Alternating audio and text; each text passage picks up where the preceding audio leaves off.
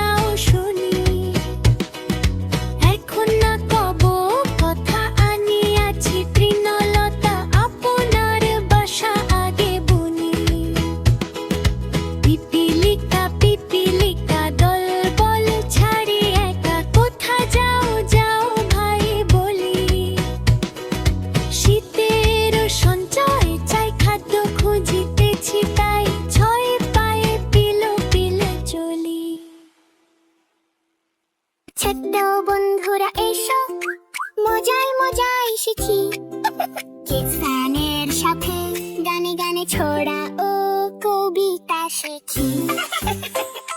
বন্ধুরা, এমন ছড়া ও কবিতা পেতে আমাদের কিডস ফ্যান চ্যানেলটি সাবস্ক্রাইব করুন।